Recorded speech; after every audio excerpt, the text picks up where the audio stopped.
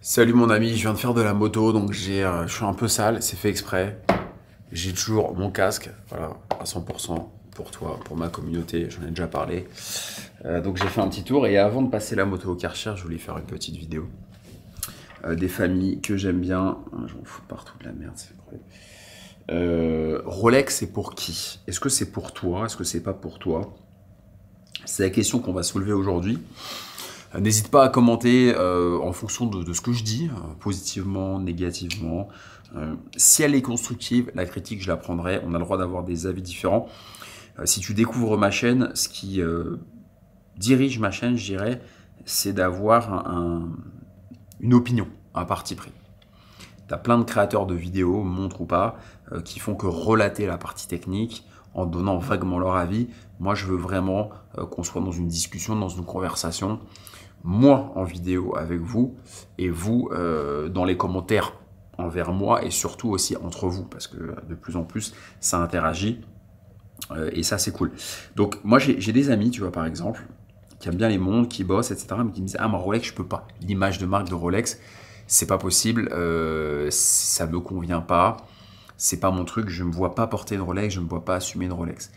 Bah Rolex, c'est pour qui? C'est pour celui qui veut, qui aime, soit qui est un passionné de montres et qui aime les Rolex neuves ou vintage. En général, les vrais passionnés d'horlogerie lorgnent beaucoup plus sur les Rolex anciennes.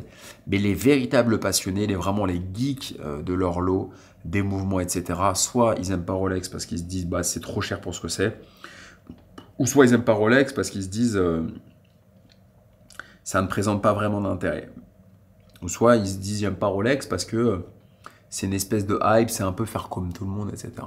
Donc Rolex, faut quand même avoir je trouve un sacré tempérament. Moi j'ai déjà dit dans d'autres vidéos, mais tous les gens que je vois porter des Rolex, ils ont quand même une personnalité assez trempée. C'est des gens qui s'assument, c'est des gens qui la plupart du temps, je ne vais pas faire de raccourcis non plus tout le temps, mais la plupart du temps, ça va être des gens qui ont quand même une forte personnalité. Ou alors, qui veulent faire comme tout le monde, qui débarquent dans les montres, qui ont fait un peu d'argent et qui se disent bah tiens, je vais m'acheter une belle montre parce que je veux avoir confiance en moi. J'ai besoin de ça, j'ai besoin de montrer aux autres que je réussis, j'ai besoin de montrer à ma belle famille, à mon beau-frère, à mon père, à ma mère, à mon pote, à mon ennemi, que moi aussi je fais un peu d'argent, etc. Donc ils s'achètent la Rolex. Mais c'est vrai que dans l'opportuniste de l'horlogerie, celui qui débarque et qui veut en mettre plein la vue, il y a beaucoup Rolex dans la conversation. Et en général, quand cette personne-là se met à être passionnée de montres, à vraiment comprendre l'histoire des marques, bah parfois il va se détourner de Rolex, ou du moins du Rolex. Il va se détourner de Rolex, ou du moins de Rolex en neuf. Est-ce que c'est plus ou moins mon cas? Moi, écoute, si tu veux que je te parle de mon expérience, il y a un moment, je voulais une Rolex. Je sais pas pourquoi. Mon ex-copine de l'époque avait une Rolex, avait une petite Datejust qu'elle avait eue pour ses 18 ans. Il y en a qui ont de la chance. Et moi, je me suis dit, j'ai envie aussi d'avoir une Rolex parce que je trouvais ça beau, ce bracelet Oyster sur l'Explorer 36 mm. Je trouvais ça sympa et j'avais envie de ce petit plaisir de la Rolex et je trouvais que Rolex c'était parfait. Je me souviens quand je partais en vacances, tu sais les clubs de vacances qui commencent par un C, qui finissent par un MED, bah, tu vois que des gens en Rolex. En même temps, tu vois le prix que ça coûte le Club Med. En plus, c'est encore monté en gamme. C'est plus les bronzés. Les bronzés, j'allais dire les bronzés fond du ski, non, les bronzés 1. Ça n'a plus rien à voir, c'est monté en gamme. Et c'est vrai qu'ils ont tous des montres Rolex, tu vois. Le nombre de bracelets Oyster au kilomètre carré, il est juste tout bonnement hallucinant. Et donc j'avais cette copine qui avait cette montre et je la trouvais très jolie. Je trouve que sur une femme, c'est très beau une Rolex. Tu sais, une femme qui porte la Rolex à droite, avec le bracelet un peu souple, légèrement ample, 36 mm. Datejust, ça devait être une Datejust du coup de 2012, quelque chose comme ça. Donc déjà avec les nouveaux fermoirs, je sais plus la référence, c'est une 6 chiffres. Tu vas me la dire en commentaire. Tu sais, c'est une 6 chiffres qu'ils ont dû sortir peut-être 2010 ou 2011 ou 2009. peut-être un tout petit peu avant. Je pense qu'elle a dû sortir fin des années 2000. C'est une 6 chiffres, 36 mm, Oyster lunettes lisses, avec le cadran argenté. D'accord? Et du coup, chez une femme, un tout petit peu ample, mis sur le poignet droit. D'ailleurs, dis-moi pourquoi les femmes portent souvent la montre sur le poignet droit, même si elles sont droitières. Ça, je veux bien, si tu as la réponse. Si tu es une femme aussi, tu peux répondre. Puisque les femmes sont en croissance sur Tocante, ça c'est cool. Et du coup, voilà la question que je me posais. Et je me suis dit, bah, j'ai envie aussi d'avoir une Rolex. Et avant, j'avais pas du tout les moyens. J'étais un simple commercial et j'ai toujours rêvé de monde depuis que je suis gamin. J'ai toujours rêvé de monde depuis que je suis gamin. Et je me dis, il m'en faut une. Ah, j'ai pas beaucoup d'argent, j'ai pas un gros budget, mais quand même, je commence à arriver à vendre par téléphone. La prospection téléphonique commence à porter ses fruits. J'arrive à vendre par téléphone et avoir le bon de commande sortir du fax dans la pièce d'à côté. Donc ça commence à aller. Je passe de mon salaire de l'alternant à 1000 € à 1300, 1400 avec le variable. J'ai pas de gros besoins. Je suis dans 18 mètres carrés dans le 17e à Villiers. Donc tu vois, le loyer devait être de 600 balles. Donc j'arrivais à mettre un chouïa de côté. C'était pas Byzance, mais voilà. Et du coup, je vais sur le Bon Coin, je trouve une Explorer sur le Bon Coin. Tu vois, je recommande pas du tout d'aller sur le Bon Coin. Ça, bien évidemment, n'allez surtout pas sur le Bon Coin. Mais, parce que j'ai acheté une fausse Panerai, tu connais l'histoire. Mais, en l'occurrence, celle-ci était une vraie. C'était l'archétype tu sais, un peu une dégaine d'Aristo du 16 Auteuil, 16 Sud. Le blond, les yeux avec des cernes, grand, longiligne, un peu skinny, avec un poil d'impertinence, un petit côté un peu rebelle. Vraiment le mec du 16, un peu Aristo, décrocheur scolaire, tu vois, dans l'esprit ou pas? Je dis pas qu'il l'aidait, hein, j'espère qu'il regarde pas cette vidéo, le pauvre. J'ai rien contre lui, mais tu sais, le vieux bourgeois, mais plutôt tendance aristo, un peu rebelle, un peu décrocheur, tu sais, qui écoute un peu du rap en douce. C'était ça le profil du mec. Très sympathique au demeurant. Je donne rendez-vous dans un café et il me vend l'Explorer 36, 2300 € à l'époque. C'est à peu près ce que ça valait. Pas de boîte, pas de papier. On est en 2012, hein, 2011-2012. Donc calmez-vous. C'était une vraie et c'est ce que ça valait quand elle était pas full set. Donc il y avait juste la montre.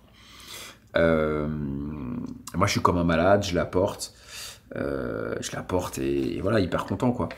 Mais c'est vrai que je la trouvais trop petite sur mon poignet et puis c'était la même taille que celle de mon ex-copine. Et à l'époque, aujourd'hui j'ai un peu changé de fusil d'épaule, mais à l'époque objectivement je la trouvais moins belle que la Datejust. Je la trouvais beaucoup plus simple, je trouvais, c'était l'ancien fermoir parce qu'elle était de 2005, un truc comme ça. Donc tu avais les anciens fermoirs qui étaient un peu moins robustes, mais que je préfère aujourd'hui parce qu'ils sont plus discrets. Elle faisait un peu plus toc. Tu sais, le fermoir, il avait l'air pas plein, tu sais, il était en tôle un peu. Tu sais, ça faisait un peu comme les Rolex des années avant 2010, quoi. Avant 2007. En réalité, c'est vers 2007, 2006-2007, quand ils ont sorti la GMT Master. Avec la lunette noire en céramique. La première céramique, c'est là, à partir de là ou un peu avant, qu'ils ont commencé à mettre les nouveaux fermoirs. D'ailleurs, si tu as la date, je veux bien. Selon moi, les nouveaux fermoirs, donc les actuels, sont arrivés chez Rolex, je pense vers 2005-6. C'est là ils ont commencé à mettre ces fermoirs qui sont un peu bodybuildés. Bon, bref. Et du coup, je me suis dit, c'est une montre sympa et ça m'a donné le goût de Rolex. Et je l'avais mis au taf, je me souviens à l'époque. Puis je voyais les dirigeants qui regardaient ma montre, etc. Tu vois, ça créait 2-3 petites discussions dans le bureau. Et ça m'a donné le goût pour Rolex. Et après, j'ai enchaîné, j'en ai acheté d'autres. J'en ai revendu certaines. Mais voilà, Rolex, attends-toi à des réactions un peu hostiles. C'est une marque clivante, c'est une marque... je pense que c'est comme acheter... je sais pas, c'est comme acheter une Porsche dans une moindre mesure. comme acheter une Ferrari. Bon, il n'y a pas beaucoup de gens qui regardent cette vidéo qui vont acheter une Ferrari, vu le côté exclusif, le prix, l'utilité, etc. Mais je pense que c'est comme, on va prendre une Porsche un peu plus accessible, mais c'est comme d'acheter une Porsche. D'acheter une Porsche, bah, tu ramènes une Porsche à la maison, attends-toi à ce que ta femme elle te fasse la morale, éventuellement, si t'as pas de chance. Attends-toi à ce que tes collègues ils disent ah bah non, ça marche bien les affaires. On est dans un pays aujourd'hui où moi j'ai des copains qui avaient des parents directeurs commerciaux qui avaient des Porsche et qui me disaient bah voilà, moi c'était exclu que mon père il arrive avec la Porsche à l'entreprise. C'est la mentalité française. C'est sûr que tu as des gens qui quémantent des augmentations. Si tu as un des dirigeants qui se pointe avec une belle caisse, bah ça peut la foutre mal. Je vais pas rentrer dans cette polémique parce qu'elle est trop longue à traiter, mais c'est triste. Voilà, je partage pas du tout, en tout cas, cette vision. Voilà. Rolex, qui peut porter une Rolex? Est-ce que c'est fait pour toi? C'est fait pour toi si tu es impertinent. Si tu es impertinent, si tu as envie de découvrir vraiment ce que c'est que la perfection horlogère de manière simple, l'efficacité horlogère, pas la perfection, mais l'efficacité horlogère. Quoique, sur la montre bracelet acier classique, c'est quand même proche de la perfection, Rolex. Faut dire ce qui est. Alors c'est pas très original, ça casse pas des briques, c'est pas hyper chaleureux, c'est quand même assez basique, mais honnêtement, même le rendu, le brossage, le polymiroir, bah, tu vois, une Rolex, je trouve que tu prends une Explo 2 que j'ai acheté là à 16 570, c'est pas la plus belle, c'est pas, mais tu vois, quand je fais une vidéo avec et que je la vois, cette alternance de brossé, de polymiroir, je sais pas, enfin, franchement, ça fait le taf. Rolex, ça fait le taf. Après, il y a plein de trucs qui sont chiants, que je traiterai dans d'autres vidéos. Le côté, c'est risqué à porter, ça attire les convoitises. Le côté, liste d'attente bidon. Le côté, la bulle. Le côté, opacité, c'est une fondation, ils ne payent pas leurs impôts. Après, c'est leur problème, moi je m'en fous. Mais Rolex, c'est une marque qui fait parler d'elle. Et tu vois, c'est une maxime que je pourrais mettre aussi pour mon compte, parce que je ne plais pas à tout le monde. Mais Rolex, leur maxime, ça pourrait être, peu importe si on parle de moi en bien ou en mal, l'essentiel, c'est qu'on en parle. Et force est de constater que tout le monde sur la planète horlogerie, tout le monde parle de Rolex. À la prochaine vidéo. Pense à t'abonner. Si t'es resté jusqu'au bout, déjà, je te remercie. Si ce n'est pas déjà fait, laisse un petit commentaire, qu'on puisse tous interagir, que je puisse un peu comprendre, m'améliorer, comprendre là où vous voulez aller, et puis que vous puissiez aussi parler entre vous. N'hésitez pas à interagir entre vous dans les vidéos, à vous répondre de manière toujours cool, quoi. Le but, c'est qu'il n'y ait pas de prise de tête, mais pensez à vous répondre. Et l'intérêt, c'est que ça a poussé la vidéo à plus de gens, parce qu'en fait, l'algorithme de YouTube va considérer que la vidéo est intéressante parce qu'il y a des débats dans les commentaires, et du coup va suggérer cette vidéo à beaucoup plus de non-abonnés. Donc moi, ça va me faire découvrir, ça va me faire grossir, et du coup je vais être super content, et c'est gratifiant pour moi. Merci les amis, ça fait plaisir.